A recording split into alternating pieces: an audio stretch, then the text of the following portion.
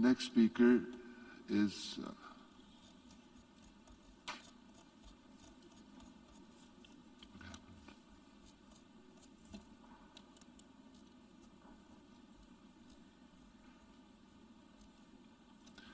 I give the floor to the distinguished representative of Pakistan.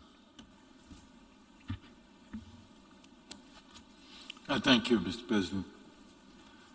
Mr. President, as we are coming to the end of the 75th session of the General Assembly, let me take this opportunity to express my delegation's deep appreciation for the manner in which you, Mr. President, have conducted this Assembly throughout the past year in very difficult circumstances.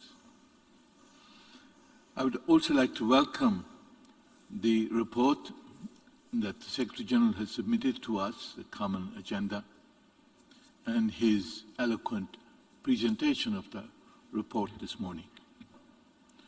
It is quite clear that we need to look at mobilizing international solidarity, both at the national and particularly at the international level, as we witness vaccine apartheid.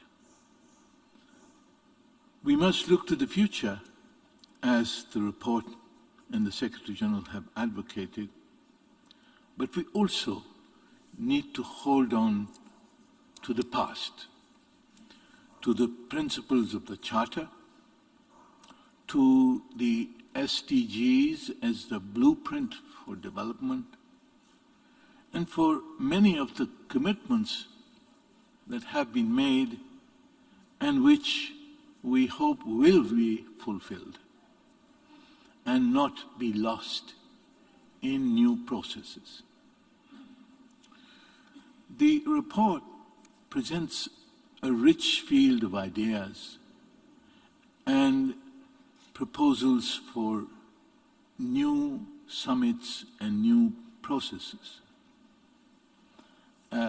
As Leon Trotsky once said, process is substance. The end is irrelevant. But I believe that here, as my colleague from Singapore has mentioned, we need to see what action we can derive from the processes. What are the actual steps that are needed in concrete terms in order to deal with the crises of today and the challenges of tomorrow?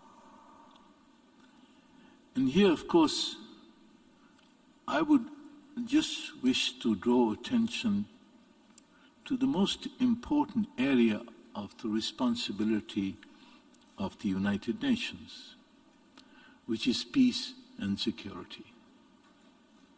Today, we are facing a surfeit of conflicts and disputes, old lingering conflicts, new and emerging threats to international peace and security. And we believe that these are the kind of threats that require attention at the level of leadership and at the attention of those concerned at the highest levels. Without such engagement, it will be difficult to resolve some of these enduring conflicts and disputes. And we are at the same time witnessing a global arms race which has had no parallel in history, even during the Cold War. The nature of the arms race that is being undertaken at the present time requires political attention and political action at the level of the international community and the United Nations. We must reform the UN system, the governance system, the Security Council, the General Assembly, the Economic and Social Council, and not throw away the Trusteeship Council, because the Trusteeship Council epitomizes the era of decolonization, and decolonization is not yet complete. But we will also, in this process, I hope will be able to analyze why we have failed in reforming the United Nations bodies, and what is it that they are meant to do and meant to achieve, and how this can be achieved in better ways.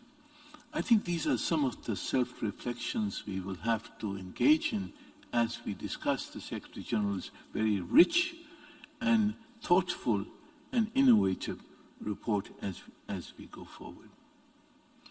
I thank the Secretary General for the report. It is receiving close attention in my capital, and we will be offering our detailed response at the appropriate time. Thank you, Mr. President. I thank the distinguished representative of Pakistan.